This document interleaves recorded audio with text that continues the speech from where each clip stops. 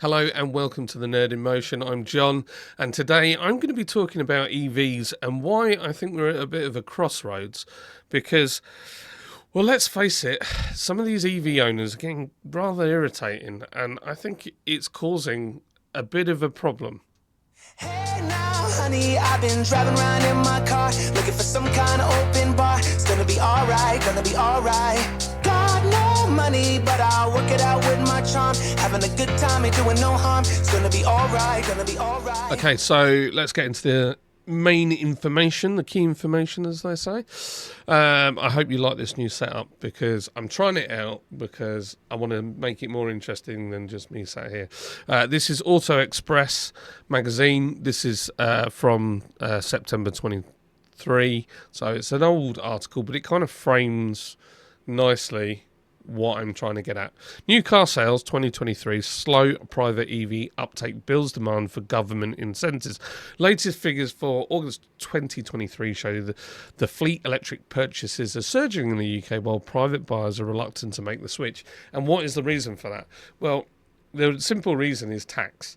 If you have a company car, then you get taxed based on your the cost of the car, what its CO2 rating is, and then you have to pay tax on it. And it can be really, really expensive.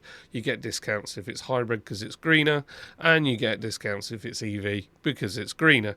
And the only kind of exemption from that is if it's a commercial vehicle, because then there's a bracket of a maximum that you can pay for company car tax. So hence why there's lots of dual cab pickups, dual cab vans. I have one myself because, well, mine was a bit different. I needed it for delivering stuff, and I couldn't really put barrels of beer in the back of, I don't know, a Mercedes E-Class.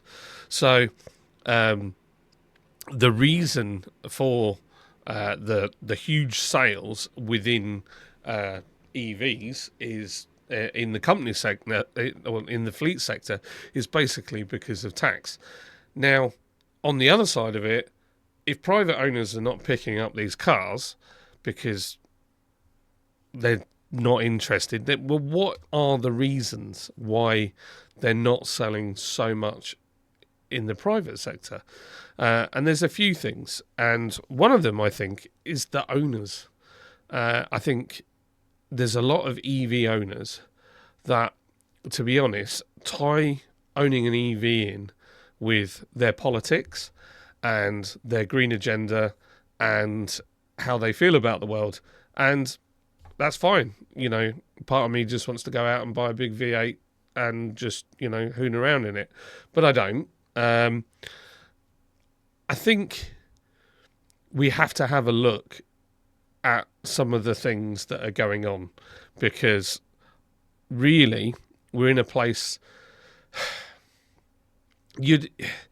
I spoke to somebody who's got an EV, and as I was talking to them, their son was fact checking what I was saying, and I was told I was wrong on one thing, and then actually the person fact checking what I was saying said, no, actually I'm correct.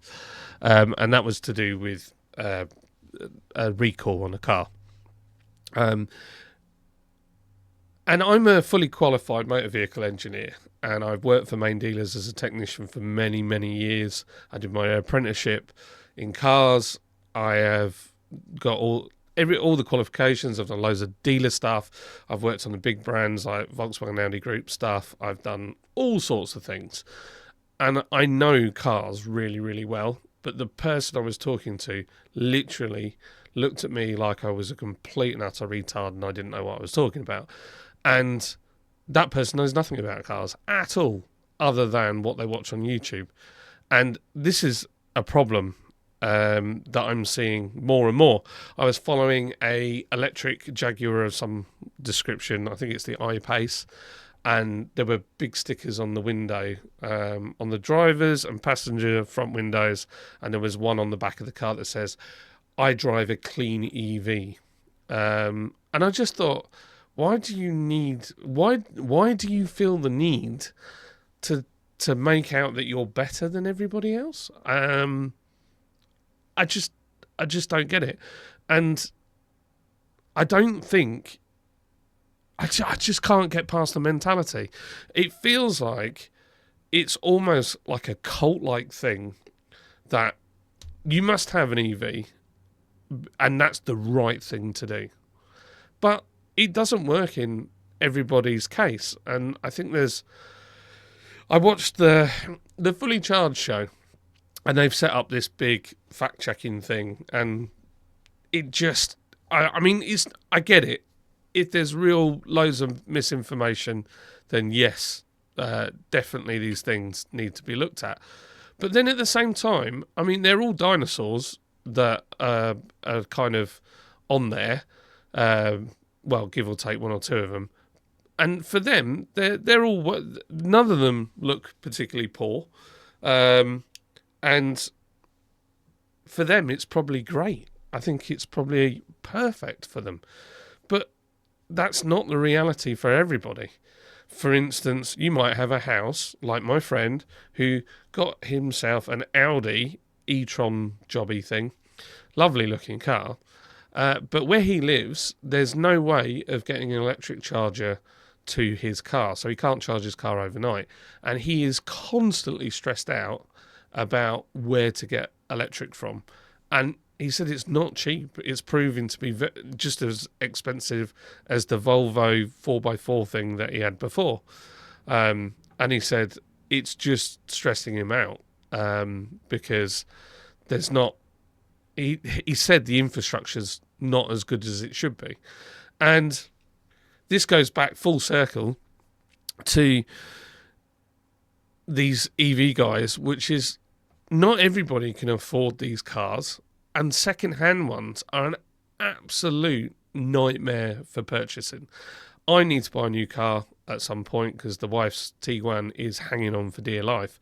But I was looking at all sorts of stuff, and I saw some old hybrids, and I thought, I'll check them out, because a hybrid's not a bad thing. Everyone's like, don't touch them. They are, this particular model I was looking at, they're a disaster. There's only certain technicians that will work on them. The battery packs cost a lot of money. And I thought, oh, yeah, right. I went on to a forum. There were threads on threads on threads about these cars being a nightmare.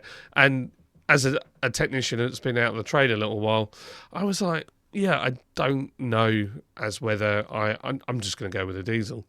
And that's unfortunate, but that's factually where it's at. Not everybody's got the money to buy a brand new vehicle.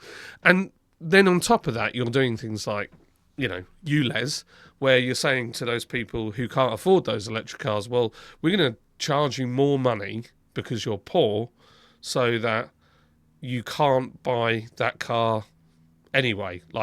So there's absolutely nothing you can do because you're paying all this money to us, which to me sounds totally ridiculous. And where they did this ULEZ thing in, I think it was Glasgow, when they checked, the air quality hasn't changed anything anyway. So even that, I think, is an absolute farce, and just not thought out. And it, same old thing, keeps the rich rich and makes the poor poorer. So that's another thing that probably naffs off a lot of people about people that drive around in these fancy EVs. But you cannot deny that there are some issues. And for me, these issues are a real thing. If we go and have a look at fires, so this is on Autocar, well-to-do magazine, and it tells you about EVs and how many catch fire. And yes, there was only 239 cars that were EVs that caught fire last year. That's not a lot. But then there's nowhere near the amount of cars on the road that are EVs versus internal combustion cars, ICE as they like to call them. There's nowhere near. There were 1,898 fires in 2019 from petrol and diesel vehicles. So, and I'm sure we'll get the data in for last year on how many petrol and diesel cars caught fire. There are definitely cars that catch fire. In fact, if you go on my other channel, Nerd Emotion Shorts, you will see an Audi that's just literally up the road from my house caught fire going down the road, and it was the diesel particulate filter trying to regen. Something went wrong, and it caught fire. So they do catch fire. We know cars catch fire, but you can't just go, as soon as you see somebody that has an EV, if you mention fire, they're like, oh no, oh, it's a myth. It's a myth, you know, it's a myth. It's not a myth. They do catch fire. All cars catch fire, but electric cars do catch fire. So, yeah, the Luton airport thing, it was supposedly a Range Rover, because this was another thing that people loved to point out to me when I talked about the EV thing and my sceptical mind on EVs. And I said, yeah, but they go, yeah, but the Luton airport fire, everybody jumped on that, and actually it was a diesel. And I said, well, yeah, so what if it was a diesel?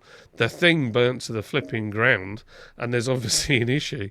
So let's just have a little think about that. Well, could it be that modern cars are a lot bigger now, so they take up more room, which means the spaces are kind of not,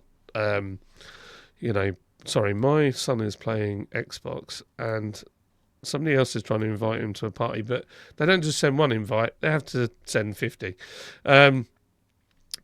The issue is those cars are really close together. Fire of London, you had loads of buildings very close together. What happened? The fire went from one building to another. You stick a bunch of cars next to each other. Some of them have really, really flammable batteries in them. Then they start going, and then it's out of control because the heat, they burn hotter, they're harder to put out, and there's a lot of hybrids and a lot more EV users than there used to be. And I don't know as whether that garage had been built in a way to store those cars, and had it been, what are the regulations on these cars? Everything has to be looked at. It's a bit like back in the day, you had the horse and cart, and then you had horseless carriages, and there was a whole load of new things that needed to be learned by having those. Equally so, I'll give you a more sort of immediate or more modern example of that was China. China people owning cars wasn't a thing. Having your own personal vehicle wasn't a thing until, recent. Well, I say recently, we're going back a while, but I remember growing up and, you never really heard about China, and then they started to get cars, and there was a whole bunch of rules that they had to create to sort out car ownership. And they learn. I mean, don't get me wrong, they learn, and they're now building cars. The issue we've got is EVs are a new thing, and you can't just stick your head in the sand that there aren't issues. There are issues. The cost of ownership is different now. Let's have a little look at cost of ownership, because I think that in itself is an interesting one. So this is ZapMap, which is like I think it's an app and a website as well to do with EVs, find charging points and things like that. And it was interesting here. It says the weighted average price to charge an electric car on the public charging network in November 23 was 55 pence per kilowatt hour on slow/fast chargers, and 80 pence per kilowatt hour for rapid and ultra rapid chargers. Using an average efficiency EV, this equates to 15 pence per mile and 22 pence per mile respectively. Now, back in the day, this goes back to the original bit, you could get an EV and run it super cheap. And even now, I think if you could run it and charge it from your house, that is probably still fairly cheap. But it's really interesting because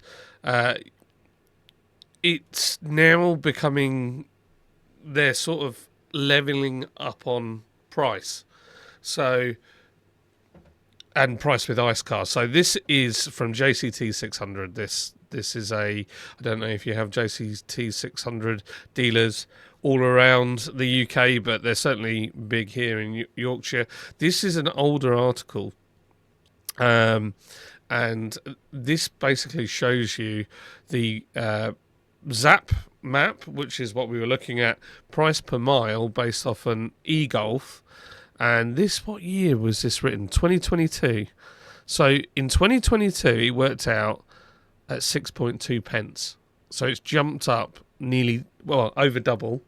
And then it's got obviously a 1.5 TSI, which is a petrol car. And then you've got a Golf 2-litre TDI at 17.6. But look at the price of the diesel. It's £1.70. If you're watching in America, yeah, we pay a lot of money for our fuel here. If you look at that today, it says here the latest fuel prices as of 12th of December are £1.44.3 for petrol per litre for petrol and £1.51 for diesel. So this number is significantly less now, and this one's considerably more. So now we're kind of looking at, are they're comparative in fuel costs. It reminds me of years ago. So that many years ago, when the buses and the trains were all government owned, and you can see this because of the way tax was, it was always told that diesel's very clean. It's much cleaner. It's better than petrol. And then my dad said, when they privatise that, diesel will be the enemy. And I was like, no, never happened. And sure enough, that's exactly what happened. As soon as it got privatised, the price of diesel went through the roof, because the government wasn't using diesel for itself. So it became a lot more expensive. Now, and it wasn't as clean as they claimed it to be. I was working in the motor trade when kind of diesels got really big. So VW brought out their TDIs. The French were the first ones really with Citroën Peugeot Group and Renault bringing out really good, powerful diesel engines that were pretty reliable. Then when VW brought out their PD engine, I mean, that 1.9 TDI PD is fantastic, reliable, fast, powerful, nice to drive engine, absolutely bomb-proof. And yeah, diesels just took off. And the ratings, the CO2 is less. But the problem with diesels, and we all said it, is, and obviously we work on these things, you take the oil out of a diesel engine at the end of a service cycle, and it is black, and you don't really want to get that stuff on your hands. It's super carcinogenic, it's really dirty, it's horrible stuff. You do the same with a petrol engine, and it's nowhere near as dirty. It's nowhere near as grubby. So there's definite difference there. Then the fumes, if you ran a diesel car inside the workshop, your eyes would be burning, you'd all be coughing your guts up. If you did that with a petrol, not so much. And, you had high levels of NOx, which is really toxic. But there was such an obsession with the government on carbon and CO2 that they completely didn't look at NOx or particulate matter. So they thought that they were being clean, and, it's a good thing. And I'm sure the manufacturers were telling them that, but it wasn't. Diesels, I do love my diesels, and there's definitely a place for diesels, but they are not clean by any stretch of the imagination. Then you had particulate filters, and then that technology doesn't really fully work either. Stores the particulate matter in the diesel particulate filter, saves it for another day, and burns it off. And then you've got like ones that work on blue urea additives and FAP systems, all that kind of stuff, where it's injecting that into the diesel particulate filter. I mean, the list goes on, and you have exhaust gas recirculation valve. So most people don't really know how that works, but the EGR valve, is there for when a diesel gets hot and it's running at its optimum. That's when you get the most NOx produced, which is really bad for you.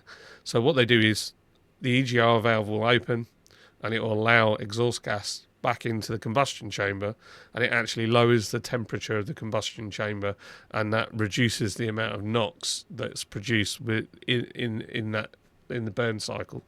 So yeah, that's basically it. I've completely gone off on a technical tangent, but love diesels, but yeah, they are dirty. Now, diesel hybrids, great idea. Petrol hybrids, even better. But obviously, you can't do it. And it's funny, the fire thing that we're all talking about. You don't hear as much hate for hybrids as you do for EVs. And I've never felt that a hybrid owner has ever been like, well, you've got to buy a hybrid. It's all about buying a hybrid. It's just, I think that's the best of both worlds, to be totally honest. So now the cost is comparable. So the cost is comparable. There's not really the benefit of having one over the other for cost. So okay, well maybe there's the other thing, the range anxiety. And I read a piece a while ago that talked about range anxiety. I think it was in The Guardian, and it was basically saying that it doesn't really exist, which I disagree with, because I can't actually find the exact article I read, but it was saying that basically it's not a thing at all, and it's not something that people really suffer. I would point you to my friend with his new Audi that can't charge it at home, and you go and ask him, he gets stressed out about it all the time. Equally so, range anxiety does exist in petrol and diesel cars, because you get to that bit where your light comes on, and then it says range 0 miles, and you're I don't know, you might be stuck in a traffic jam or something like that. You do get pretty stressed that you need to find some fuel somewhere, and it's a real thing. The big problem in the UK, and that is the charging points. There's not enough. This is Car Magazine says the UK passes 50,000 electric car charging points. Now there wasn't that before, but there is now. So I wonder if there's more incentive. So this shows you what the prediction is.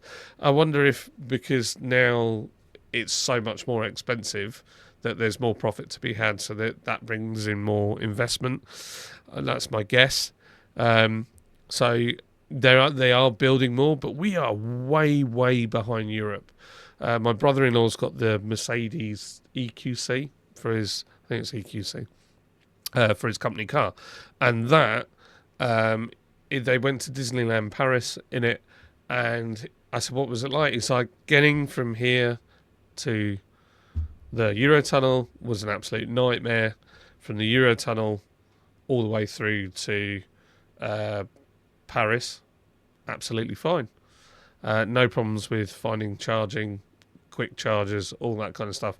In France, it was absolutely bang on perfect. Here, absolute pain in the butt. And the other day, in fact, on the video that I filmed with the OBD company, we stopped off on the services just literally after that traffic jam, and there was the Eco City ones, which are like mad rip-off charging thingies. None of them were working, only the Tesla ones on the other side. And people were like pulling their hair out, stressed. Nobody could get their car charged. They're all like stood there getting angry, don't know what to do. So obviously we've got an issue here where we're not servicing the cars properly by having enough points in the right place at the right price.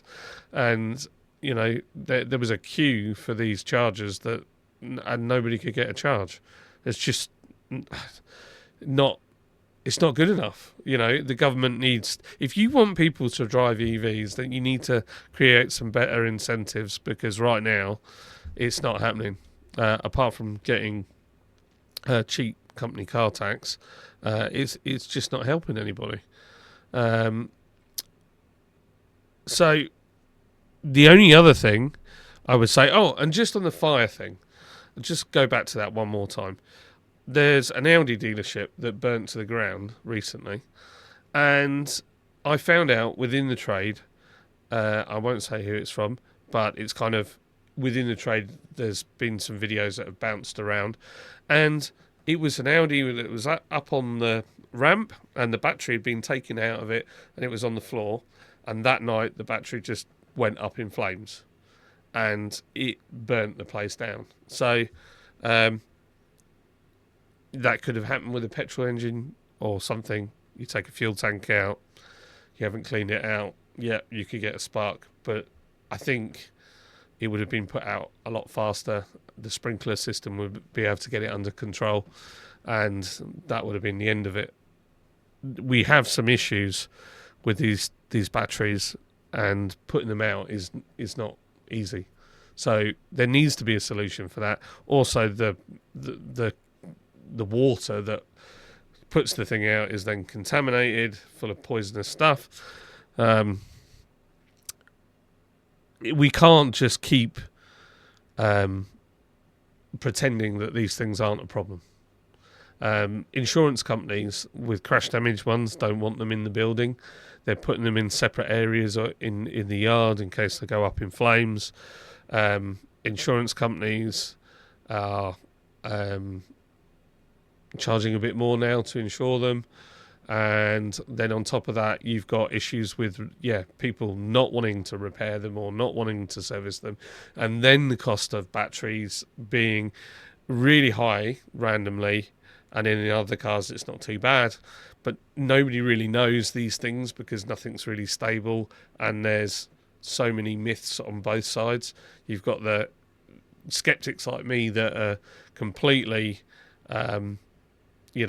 unsure, and find the owners of some owners, and I'm not saying this is all EV owners, but some EV owners are, I'm not going to say the word, but on the flip side, you've also got people just serving up complete and utter misinformation about EVs as well. I'm completely aware of that, and I think we have to have a balanced look at it all, really. And I think that's also boils down to social media to a certain degree. If I start watching videos of EVs catching fire, it's probably going to just serve me up more videos of EVs catching fire because it just wants you to stay on the app. Equally so, if I started looking about how much I wanted to, take plastic out of the ocean, it would constantly give me videos about taking plastic out of the ocean because it wants to keep you on the app.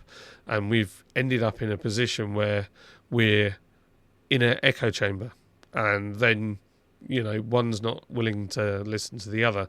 And unfortunately, because the EVs have become such a political thing, because of the owners making it a political thing and making it all about how virtuous they are by owning one, I think it's in a very dangerous place.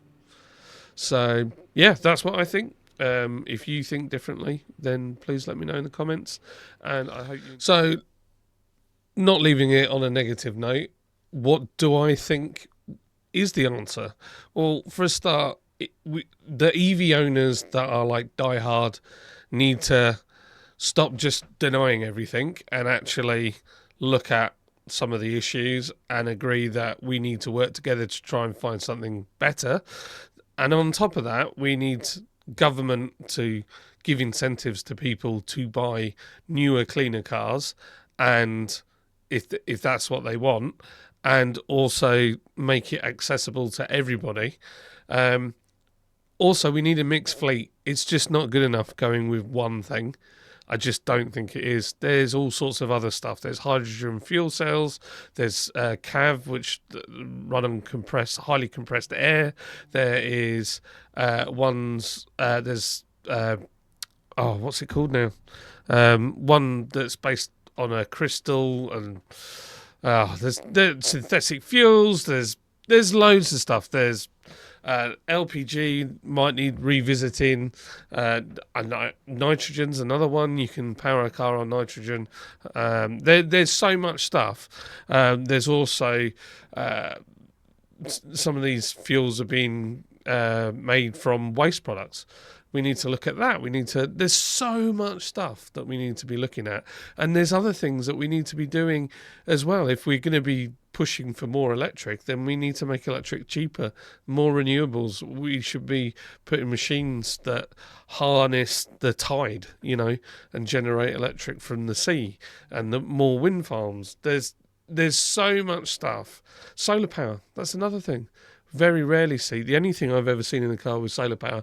Audi A8s, BMW 7s used to have sunroof with a solar panel in, which would keep the aircon on. So if you wanted to cool your car whilst it was sat there, it could just run off solar power. Anyway, so it's all there. We just need to look at it, invest in it, and EVs as they are, not a bad thing.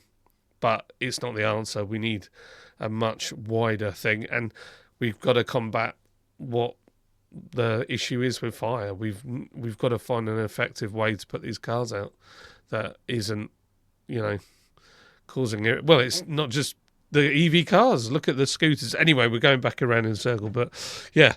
I hope you found this video interesting, and please like and subscribe. It all helps, and I hope I haven't bored you to death.